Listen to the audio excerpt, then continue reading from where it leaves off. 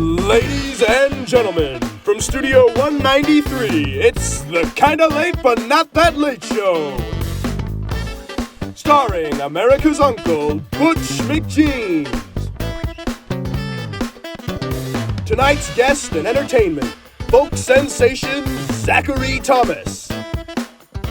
And now, give it up for your host, Butch McGenes. Welcome back, everybody, to the Kinda Late But Not That Late Show. I am your host, as always, Butch McGenes. Tonight, we have a very special guest, a folk sensation, just released his new album, Voice Memorabilia, with hit songs such as Oh Luna and All the Indie Kids. Please give a warm welcome to our guest, Zachary Thomas.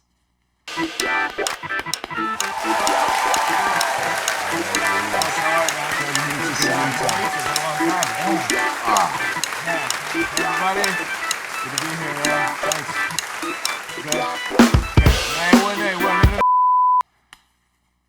So, Mr. Thomas, great to finally have you on the show. I know, thanks for having me, Butch. You know, I've been a big fan of the show for a very long time. Awesome, I appreciate that. Now, real quick before we get started, can you take those sunglasses off? I have a very severe allergy to coolness. Oh, yeah, I get it, totally. Hey, appreciate you, brother, appreciate you. Now, this album, is it dedicated to anyone, you know? I wouldn't say it's dedicated to anybody in particular, really. I think the main people who I, really wanted to release it for, myself, obviously, like if you don't love your own music, why are you making it, right? Exactly. But I think it's really for all the people in my life who, when I asked them, hey, can I play you the song I just wrote, or I've been working on something, would you mind if I shared it? They didn't roll their eyes or laugh. They were like, yeah, absolutely. And they gave me the time out of their day to sit down even for a couple minutes, and that just really meant a lot. And yeah, so it's for all those people out there. Yeah, absolutely. Well said, well said. Thank you. Now, so there are any inspirations to this album, to your music in general? Like who out there would you say inspired you to do this? Yeah, beyond the people that I see on my day-to-day, friends, family, that just inspire the stories that these songs are all telling, I listen to a lot of music. I got guys like Tyler Childers, Trey Burt, Kendrick Lamar, Childish Gambino, the new Silk Sonic record, just music that's always on and constantly doing something different than what's typically seen in the music scene. And so I just think I saw those guys and I was like, you know what? If they can do it, why can't I? Definitely. Trying to bring something new to the music scene. So, out of those inspirations, out of any musician really, who would you battle in gladiatorial combat? And I've actually thought about this a lot. Sure you have. Because, in the crazy world we live in today, this is a realistic possibility. Always. I think if I'm taking anybody, I think I'd like to take Pitbull. Pitbull. Mr. Worldwide himself. Mr. 305. Yeah. And it's not out of any hatred for him or his music. No. I have the utmost respect for him. It's inspiring. It is, really. But I think he would be the most entertaining to fight. Yeah. Because I feel like he just has a lot of energy. No. And I feel like if you're going to fight somebody, you want them to match your energy. And I feel like I would bring a lot to the fight itself.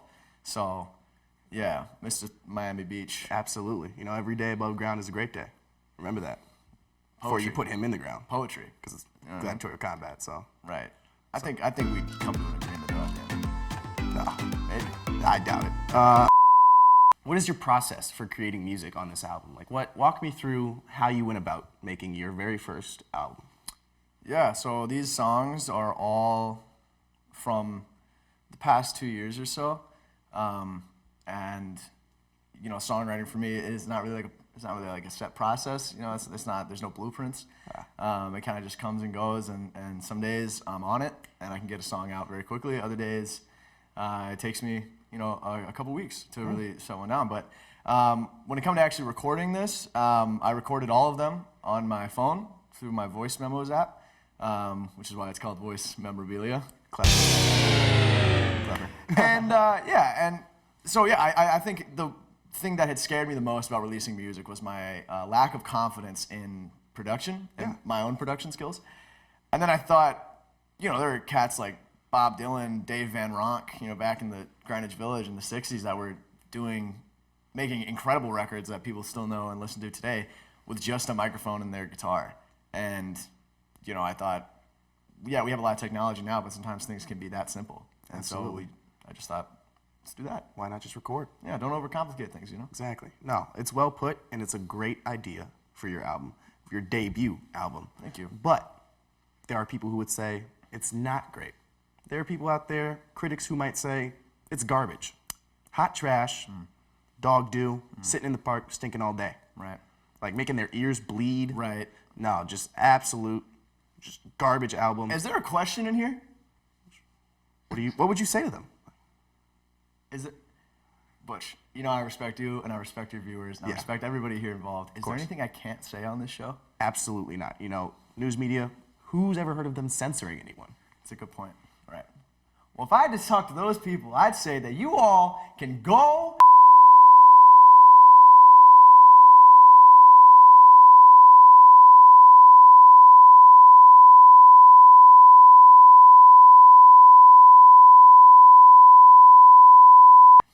Yeah, I think it'd probably be something along those lines. Strong words from Mr. Thomas. I kind of regret asking the question now, but Wait, is this live? So how old were you when you started making music, and like what really bit you about making music? Yeah, I'd say the metaphorical bug that bit me, of course, I'd say was the film and the soundtrack to the musical Jesus Christ Superstar, the rock opera by Andrew Lloyd Webber, and it was the most artistically stimulating thing that I saw and experienced at that age thus far. And I remember just hearing the guitar solos and just the ballads, and it was just like moving, and it was so incredible, and it was nothing like I'd ever seen before. To the point that I still now listen to it, honestly, like once a month probably. And so that was the first thing. And then as I got older, I picked up the guitar when I was 13. Yeah. And my brother, who's a great musical influence on me, just in the music that he listened to when he was in high school and I was in grade school, like what he thought was cool usually dripped down, and I thought it was cool as well. Everybody from like Pink Floyd to the Beatles to Mac Miller, like the original Chance the Rapper mixtapes, just like music that was, to me, unlike anything I'd ever heard before. Right. And once I started playing the guitar, my brother started giving me songs to learn, and it was kind of off to the races from there. I just been playing about every day since I picked it up, and I've loved it ever since. It's awesome. Great story. Thank you. Now, you've said in past interviews that you want your music to feel like you're sitting at a campfire. Mm-hmm. Why do you want to get smoke in your listeners' eyes? Getting eaten up by mosquitoes, drop a marshmallow in the fire, now you got to watch it bubble and boil. Right. All tragic things. Really? It really is tragedy. But I hope that my listeners and everybody else can understand that's not really the feeling I'm going for. It's definitely more of the communal sense of a fire. There's a certain energy when you're sitting around a bonfire in the middle of the summer with your family or with your friends. Like, having those experiences in my life growing up is some of the best memories I've had. You have someone with a radio or a stereo speaker, a guitar, a banjo, and they're playing songs everybody knows. Sometimes they're just making up words. No one really sounds good while they're doing it, but it's like you have this own little community there, and it's just awesome. So when I want people to listen to my music, I want them to feel like they're transported to a feeling of just bliss, Community. or just, community Belonging. and happiness, belonging. So Yeah, absolutely. No, that's a beautiful, and I'm sure everyone out there would want that feeling. yeah, I would hope so. Yeah. Well, that's an inspiring vision for Thank your you music. very much. Now, say you're on tour, you're on stage, you're jamming out. If you could have any animal sidekick with you, playing a little instrument, what do you got? Panda. Panda. Yeah, off the rip, Panda. Yeah. Good old black and white. Yeah. What's he jamming out to? Oh, he's on the banjo. Absolutely. Yeah, And lovely. Banjo, if I may. What's this banda's name? Ulysses. Ulysses. No, Ulysses. Ulysses. We'll work on it. Yeah, I probably. I'm Italian, so. Now, McGenes, is that Irish? yeah, it actually is. Butch McGenes. Yes. Man, I love the new trap album. Tell me, what's the inspiration behind that? What happened? How did I get here? Would you describe yourself as artistic? If I may be so bold, yeah. If you may be so bold. I think everybody's has a little bit of artistic nature in them. Yeah. You know, devoted to their craft, whether it's music or cooking, carpentry, like whatever it is you're doing. I think everybody has a little bit of artistic influence. I think I have been lucky enough in my life thus far to have surrounded myself with people who, you know, want that artistic nature to flourish and have encouraged me. And I've been put in positions to, you know, really hone that craft, and I've been very fortunate for that. Well, that's good. I'm glad that people allowed you to flourish as you are now. Yeah. Big, beautiful butterfly. Watch me fly. Watch you fly, indeed. Now, did you rap on this album at all? You know, get back to the streets? No, I didn't rap at all. Really? Yeah. Did you want to? A little bit. Yeah, a little bit. Yeah. Probably would have sucked anyways. I'm kind of glad you Yeah. didn't. So if you had to describe your album in a word, how would you? Bananas. Bananas. B-A-N-A-N-A-S. Bananas. That is amazing. Yeah. Yeah. That definitely has an adjective and not a noun. An adjective, yeah. Yeah, like it. You understand. Yeah. You know how to spell. Basic I'm grammar. actually very impressed you know how to spell bananas. Well, it is one of the fruits. So, if you had to describe your social security number in about 9 numbers, how would you? Wait, actually? So, you had to pick a favorite song on the album. You know, they're all your babies. You know, you put a lot of work, a lot of soul into them. Yeah. So, choose your favorite child. It's tough, you know. 'Cause like you said, you know, I did put a lot of soul, I put a lot of work into them, and I love them all. But if I had to pick one, I'd say probably Cat on a Poster, which is the first track off the album. And I think the reason I would pick that one is I think it's the one that I spent the most time on writing, and definitely required the most like focus to really sit down and devote the time to developing it and writing it. And I'm just really happy with how it turned out. And you know, I think it's a song that a lot of people can relate to, and for that reason alone, I think it's probably my favorite. Awesome, awesome. Yeah. Now, this is your debut album. It's true. Okay? You're releasing it, everyone's listening. What do you hope to achieve with this? You know, I'm a man of no expectations, really. Yeah. You know, and so I think anything that can come from this, whether good or bad, is something I can learn from. But I hope people enjoy it. I hope people want to listen to it, and like I said, I hope it makes them feel that sense of belonging and community and just, you know, joy, because that's what music is all about. You know. Absolutely. All right. Well, Zachary Thomas is now going to do a performance for us. A man of no expectations, but certainly great musical talent. Nice to have you on the show, buddy. Appreciate it. Performing Cat on a Poster from his debut album, Voice Memorabilia. Please give a warm welcome to Zachary Thomas.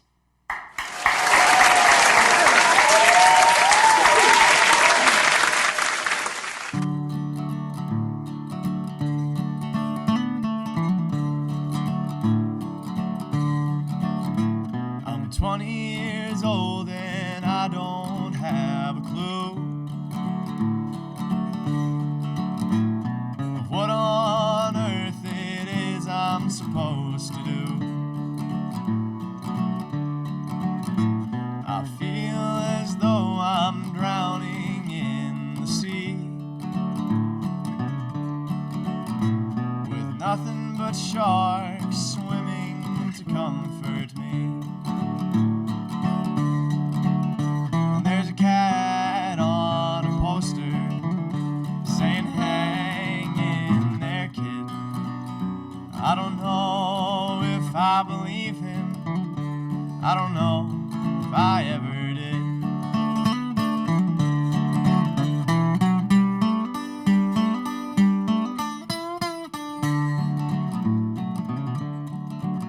And I see the snow falling from the sky, turning the grass so green into fields so wide. And I see the snowman they knocked onto the ground. It's nice to see I ain't the only one feeling down. And there's a cat on a poster saying, hang in there, kid.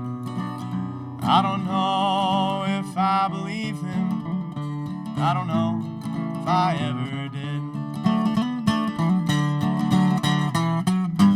And all my friends, well, they all feel the same. We're nothing but pawns in a big old chess game. But I don't know how to play chess.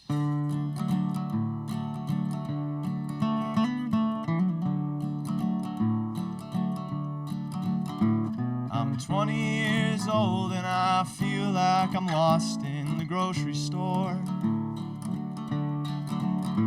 I'm hanging out with Captain Crunch down in aisle 4. I'm waiting for someone to tell me where to go. Turns out it ain't that great to be all on your own. And there's a cat on a poster saying, hang in there, kid. I don't know if I believe him. I don't know if I ever did.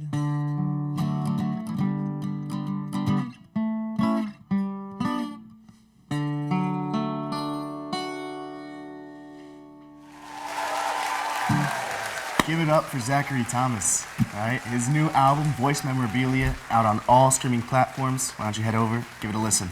Thanks for being on the show, buddy. Appreciate it. Good night. Good night.